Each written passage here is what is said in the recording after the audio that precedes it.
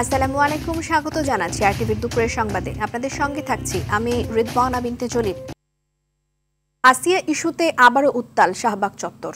দুপুর থেকে ধর্ষণ এবং নিপীড়নের বিরুদ্ধে শাহবাগ এলাকায় অবস্থান নিয়েছেন বিভিন্ন কলেজের শিক্ষার্থীরা। তারা বলছেন, স্বাধীনভাবে যাতে নারীরা এই দেশে বাস করতে পারেন তার ব্যবস্থা সরকারকে করতে হবে।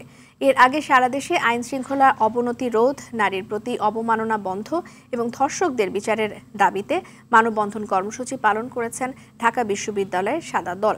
এ সময় সাদা দলের শিক্ষকরা বলেন, আইন শৃঙ্খলা পরিস্থিতি অবনতির কারণে দেশ জুড়ে নারী নিপীড়ন বেড়েছে।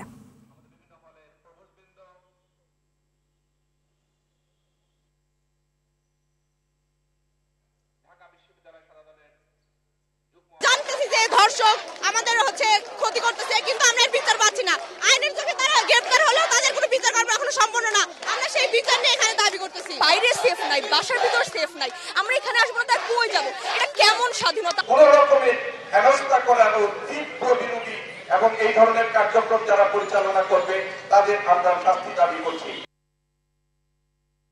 দর্শক, এই মুহূর্তে রাজধানী শাহবাগে রয়েছেন সহকর্মী বিপুল দেব রায়, সরাসরি যুক্ত হচ্ছেন তিনি। বিপুল, এই যে ধর্ষণ এবং নিপীড়নের বিরুদ্ধে শাহবাগে অবস্থান করছেন কলেজের শিক্ষার্থীরা এবং সেই সাথে শিক্ষকরা, কি বক্তব্য তারা দিচ্ছেন, কি উঠে আসছে তাদের কথায়, এবং সেই সাথে তাদের কি কি দাবি আছে ধর্ষকের বিচার সহ? রেদওয়ানা, আসলে আজকে দুপুর থেকে কিন্তু এই শাহবাগের মোড়ে অবস্থান নিয়েছে প্রায় 30 কলেজের শিক্ষার্থীরা, যেটা আগে থেকে গতকাল তারা কর্মসূচির ঘোষণা করেছিল। সেই ঘোষণা কর্মসূচি অনুযায়ী আমরা এখানে দুপুর 12টার পর থেকে দেখলাম যে শিক্ষার্থীরা বিভিন্ন জায়গা থেকে জড়ো হতে থাকে এবং একটাই স্লোগানে মুখরিত হচ্ছে যে আসিয়া আসিয়া, তুমি কে আমি কে, আসিয়া আসিয়া, এই স্লোগানে মুখরিত হয়েছে শাহবাগ অঞ্চল। এবং আপনাকে বলে দিতে চাই যে তারা এই কিছুক্ষণ আগেই কিন্তু এখানে যারা অবস্থান নিয়েছিল তারা শাহবাগের মোড়ে তারা অবরোধ কর্মসূচি পালন করেছে। অর্থাৎ তারা বলছেন যে কিছুক্ষণের জন্য তারা এখানকার যান চলাচল বন্ধ করে দিয়েছিল। অর্থাৎ তারা সরকারকে একটা হুঁশিয়ারি দিয়েছে যে আসলে যৌন নিপীড়নের বিরুদ্ধে এত সোচ্চার হওয়ার পরও সরকারের পক্ষ থেকে তেমন কোনো দৃষ্টান্তমূলক কোনো ব্যবস্থা না থাকার কারণে তারা এই অবস্থান নিয়েছেন। সেই সাথে তারা প্রায় 10 থেকে 15 মিনিট পর্যন্ত সড়ক অবরোধ করেছেন এবং সেই অবরোধ করার পরে প্রশাসনের সাথে কথা বলে তারা আবার সেখান থেকে সরে এসে সেই জাদুঘরের সামনে আবার অবস্থান নিয়েছেন।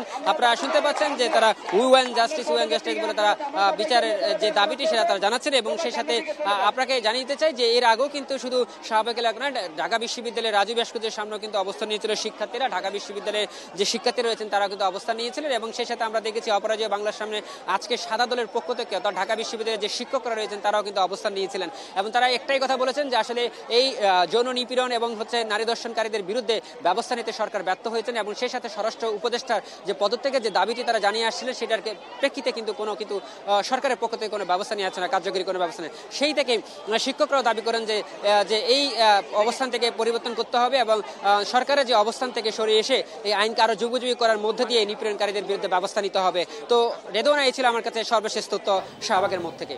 বিপুল, ধন্যবাদ আপনাকে। এদিকে ঠাকুরগাঁও 250 শয্যা বিশিষ্ট জেনারেল হাসপাতালের শিশু ওয়ার্ড থেকে সায়ান নামে 2.5 মাসের এক শিশু চুরি হয়েছে। সোমবার সন্ধ্যায় এই ঘটনাটি ঘটে। শিশুটি ঠাকুরগাঁওয়ের ভুল্লি থানার মুন্সিরহাট গ্রামে শিমুল হোসেনের ছেলে। পরিবার জানিয়েছে, সায়ান ঠান্ডায় আক্রান্ত হলে পরিবার তাকে হাসপাতালে ভর্তি করে। সোমবার সারাদিন এক অচেনা নারী শিশুটির পাশে ছিল। সন্ধ্যার পর শিশুর মা এবং তার নানি পাশের ওয়ার্ডে গেলে ওই নারী শিশুটিকে নিয়ে পালিয়ে যায়। এ বিষয়ে ঠাকুরগাঁও সদর থানার ওসি শহীদুর রহমান জানিয়েছেন যে হাসপাতালে সিসিটিভির ফুটেজ সংগ্রহ করা হয়েছে। শিশুটিকে উদ্ধারে হাসপাতালের আশেপাশে এলাকা, বাস এবং ট্রেন স্টেশনে নজরদারি বাড়ানো হয়েছে।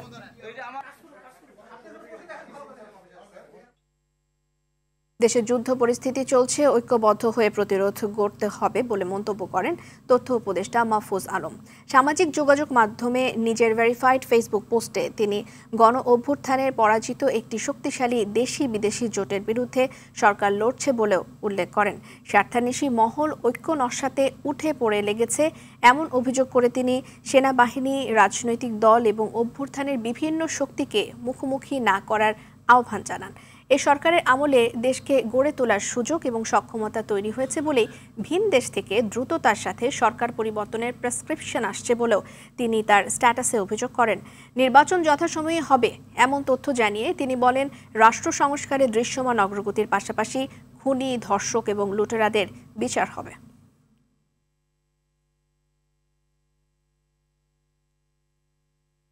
প্রবাসী বাংলাদেশিদের ভোটাধিকার প্রয়োগ নিশ্চিতে এবার প্রক্সি ভোটিং পদ্ধতির উপায় খুঁজছে নির্বাচন কমিশন। বিগত সময়ে প্রবাসীদের জন্য পোস্টাল ব্যালট পদ্ধতি থাকলেও তাতে একটি ভোটও পড়েনি। অনলাইন ভোটিং পদ্ধতিতেও রয়েছে নানা চ্যালেঞ্জ।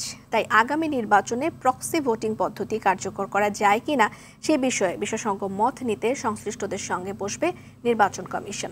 সকালে নির্বাচন কমিশন ভবনে একথা জানান ইসি আবুল ফজল মোহাম্মদ সানাউল্লাহ। গতকাল প্রধান নির্বাচন কমিশনার সহ 4 নির্বাচন কমিশনার, ইসি সচিব, এনআইডি উইং সহ সংশ্লিষ্ট কর্মকর্তারা এ বিষয় নিয়ে বৈঠকে অনুষ্ঠিত করে এবং পোস্টাল, অনলাইন এবং প্রক্সি এই 3টি পদ্ধতি সুপারিশ করা হলেও প্রক্সি পদ্ধতিকেই কার্যকরী ভাবা হচ্ছে। প্রক্সি ভোট চালু হলে প্রবাসীদের বিশ্বস্ত যে কেউ তাদের হয়ে ভোট প্রদান করতে পারবেন।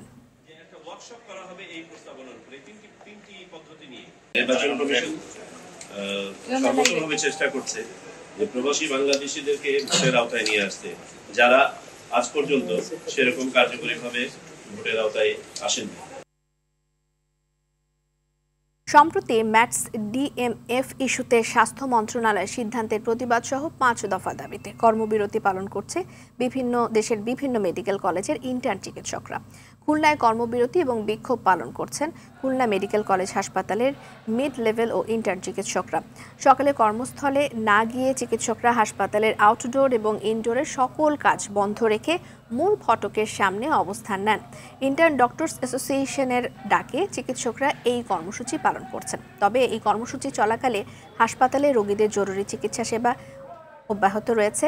5 দফা দাবি আদায়ে রাজশাহী মেডিকেল কলেজ হাসপাতালে আউটডোর চিকিৎসা সেবা বন্ধ রেখেছে ইন্টার্ন চিকিৎসকরা।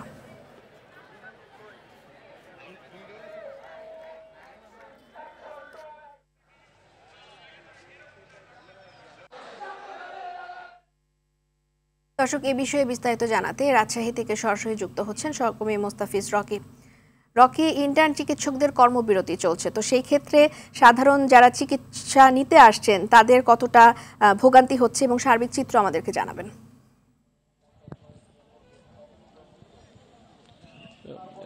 5 দফা দাবিতে রাজশাহী মেডিকেল কলেজ হাসপাতালের ইন্টার্ন চিকিৎসকরা মূলত গতকাল থেকেই কিন্তু আমরা দেখেছি যে কর্মবিরতি বা কমপ্লিট শাটডাউন যে কর্মসূচি সেটি আসলে তারা পালন করছেন। এবং আজকে বেলা 11টার দিকে আমরা দেখেছিলাম যে ইন্টার্ন চিকিৎসকদের একটি দল তারা রাজশাহী মেডিকেল কলেজ হাসপাতালে যে আউটডোর রয়েছে অর্থাৎ বহির্বিভাগ, যেখানে বিশেষজ্ঞ চিকিৎসকরা যারা সাধারণ রোগী রয়েছে বিভিন্ন প্রয়োজনে তারা কিন্তু সেখানে আসেন এবং চিকিৎসা সেবা নিয়ে থাকেন। তবে সেটিও 11টার পর ইন্টার্ন চিকিৎসকরা সেটি বন্ধ করে দেয় এবং এই মুহূর্তে আসলে রাজশাহী মেডিকেল কলেজ হাসপাতালে যে ওয়ার্ডগুলো রয়েছে সেখানে কিন্তু ইন্টার্ন চিকিৎসকরা তারা যাননি এবং চিকিৎসা সেবা দেননি এবং মিড লেভেলের চিকিৎসকদেরকে খুব একটা কিন্তু দেখা যাচ্ছে না। এবং জরুরি সেবা ব্যতীত এক কথায় যে রাজশাহী মেডিকেল কলেজ হাসপাতালে কিন্তু তেমনভাবে যে চিকিৎসা সেবা সেটি কিন্তু দেওয়া হচ্ছে না। এবং এই নিয়ে কিন্তু আমরা রাজশাহী মেডিকেল কলেজ হাসপাতাল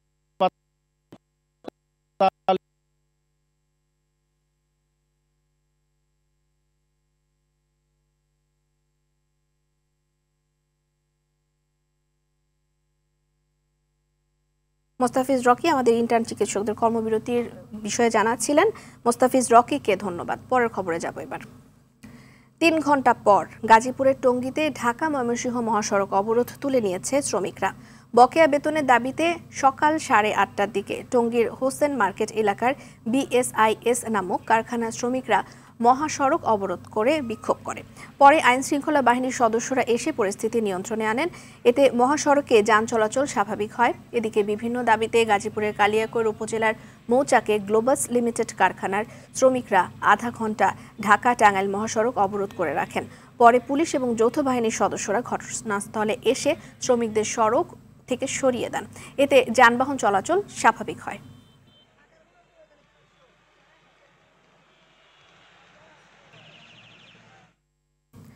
সাভারের আমিন বাজার পাওয়ার গ্রিডের আগুন নিয়ন্ত্রণে এসেছে।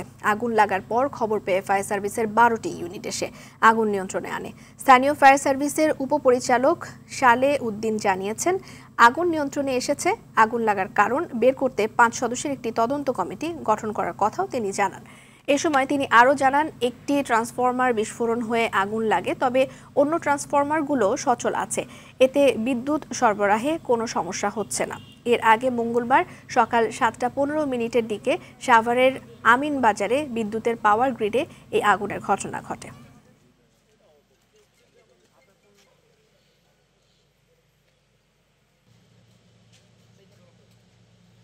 আগুনটা যেহেতু একটা ট্রান্সফরমারের ওয়েলের ভিতরে ছিল, সেহেতু তৈলের আগুন একটু ভয়াবহতা প্রথম বেশিই থাকে এবং এটা নির্বাপন পদ্ধতি যেটা সেটাও একটা ক্রিটিক্যাল পদ্ধতি।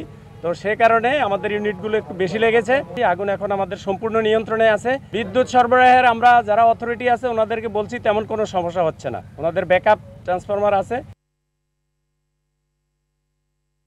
দুর্বৃত্তের ছুরিকাঘাতে খুন হয়েছেন রাজধানীর হাবিবুল্লাহ বাহার কলেজের ভারপ্রাপ্ত ভাইস প্রিন্সিপাল মোহাম্মদ সাইফুর রহমান ভূঁইয়া। মরদেহ ময়নাতদন্তের জন্য সোহরাওয়ার্দী মেডিকেল কলেজ হাসপাতালে রাখা হয়েছে। পরিবার হত্যার বিচারের দাবি জানিয়েছে। হত্যাকাণ্ডের ঘটনায় উত্তরখান থানায় মামলা রুজু হয়েছে বলে জানান তার ভাই। দীপ্ত চন্দ্র পালের সহায়তায় রিপোর্ট করছেন জাকারিয়া খান। উত্তরখান পশ্চিমপাড়ায় একটি বাসায় স্ত্রী সন্তান ছাড়া আলাদা থাকতেন রাজধানীর হাবিবুল্লাহ বাহার কলেজের ভারপ্রাপ্ত ভাইস প্রিন্সিপাল মোহাম্মদ সাইফুর রহমান ভূঁইয়া। সোমবার ভোররাতে বাসায় ঢুকে দুর্বৃত্তরা তাকে এলোপাথারি কুপিয়ে জখম করে। পরে প্রতিবেশীরা উত্তরার একটি হাসপাতালে নিয়ে গেলে চিকিৎসক মৃত ঘোষণা করেন। বাসায় থাকা অবস্থায় একজন শিক্ষকের এভাবে মৃত্যু কোনোভাবে মেনে নেওয়া যায় না। তদন্ত হোক এবং যেন এটার দৃষ্টান্তমূলক শাস্তি হয় সেটার দাবি করছে এবং দ্রুত যেন তাদেরকে বিচারের আওতায় আনা হোক। আমরা হাবিবুল্লাহ বাহার কলেজ পরিবার প্রচণ্ডভাবে শোকাহত এবং আমরা চাই যে একজন শিক্ষকের মৃত্যু ঘটেছে মানে আমাদের পুরো শিক্ষক জাতির গায়ে হাত উঠেছে, মৃত্যু ঘটছে। এর আমরা সুষ্ঠু তদন্ত এবং সুষ্ঠু বিচার চাই। মৃত সাইফুরের ভাই জানান, হত্যার ঘটনায় উত্তরখান থানায় মামলা হয়েছে। পরিবারের সদস্যরা হত্যাকাণ্ডের সুষ্ঠু তদন্ত ও বিচারের দাবি জানান। অবশ্যই যাবো, অন্য মামলা আমরা যাবোই।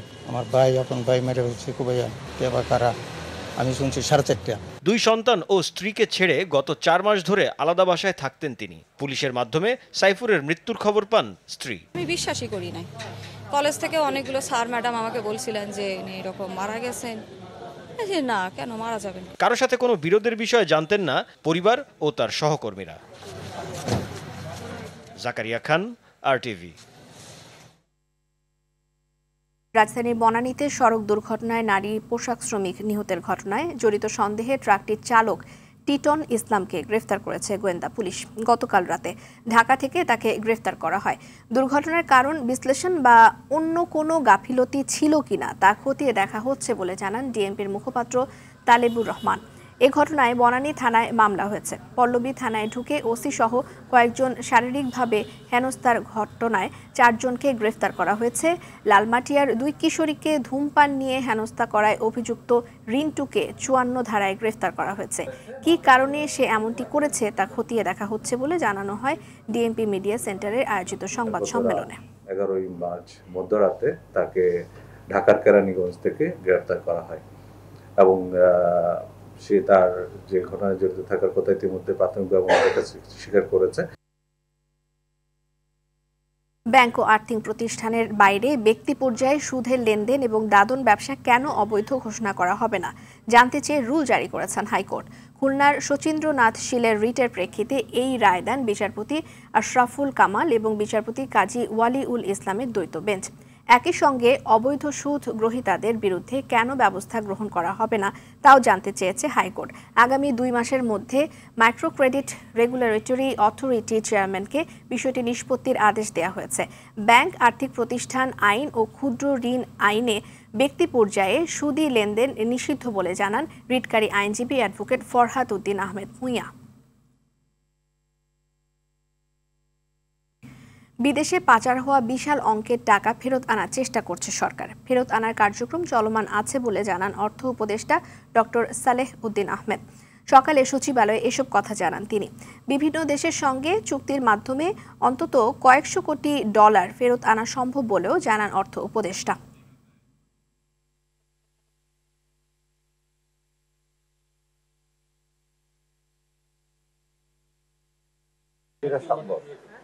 এবং অনেক সময় দেখা যায় যে একদম হয়তো বড়দের 12 জন 11 জন দিয়েছে, তাদেরকে যদি না আনি আরো 200 কোটি টাকার বেশি অনেক আইডেন্টিফাই করা হয়েছে।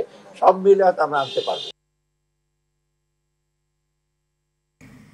এলডিসি পুনর্মূল্যায়নে 11 সদস্য বিশিষ্ট কমিটি করেছে সরকার। কমিটি যাচাই বাছাইয়ের মাধ্যমে করণীয় নির্ধারণ করবে বলে জানিয়েছেন প্রধান উপদেষ্টার বিশেষ সহকারী আনিসুজ্জামান চৌধুরী। সচিবালয়ে প্রথম কর্মদিবসে ব্রিফিংয়ে অংশ নিয়ে তিনি বলেন, দেশের ভঙ্গুর অর্থনীতিকে পুনরুজ্জীবিত করতে কাজ করছে অন্তর্বর্তী সরকার। এছাড়া বিদেশে পাচার হওয়া অর্থ ফিরিয়ে আনা সম্ভব বলেও জানান তিনি। এরই মধ্যে প্রধান উপদেষ্টাকে বেশ কয়েকটি দেশ থেকে টাকা ফিরিয়ে আনার বিষয়ে প্রস্তাব দিয়েছেন বলে জানান Anisuzzaman Chowdhury. Pro level portrait ফটোগ্রাফির নতুন মাত্রা যোগ করতে বাজারে এলো ভিভোর নতুন flagship smartphone Vivo V50 5G। এর প্রতিটি ক্যামেরায় 50 মেগাপিক্সেলের জাইস লেন্স, জাইস মাল্টিফোকাল পোর্ট্রেট, AI অরা লাইট, ফিল্ম ক্যামেরা মোড এবং 4K ভিডিও রেকর্ডিং সুবিধা রয়েছে। নিখুঁত ফটোগ্রাফি নিশ্চিত করতে এতে রয়েছে লাইভ ফটো। ফোনটিতে রয়েছে 4D ইনফিনিটি কার্ড স্ক্রিন, যা প্রিমিয়ার ভিজুয়াল অভিজ্ঞতা দেবে। মাত্র 7.39 মিলিমিটার স্লিম ডিজাইনের ফোনটিতে রয়েছে 12 GB র্যাম এবং 256 GB রোম। স্টোরি ব্ল এবং স্ট্যানিক ব্লক এই দুই রঙের ভিভো V50 পাওয়া যাবে ৬২,৯৯৯ টাকায়। ন্যাশনাল লাইফ ইন্স্যুরেন্স আন্তর্জাতিক সংবাদ। ফিলিপাইনের সাবেক প্রেসিডেন্ট রদ্রিগো দুতার্তেকে গ্রেফতার করেছে দেশটির পুলিশ। মঙ্গলবার ফিলিপাইনের ম্যানিলা বিমানবন্দর থেকে তাকে গ্রেফতার করা হয়। বিবিসি তাদের প্রকাশিত এক প্রতিবেদনে তথ্যটি নিশ্চিত করেছে। এর আগে আন্তর্জাতিক অপরাধ আদালত তার বিরুদ্ধে মানবতা বিরোধী অপরাধের অভিযোগ এনে গ্রেফতারি পরোয়ানা জারি করে।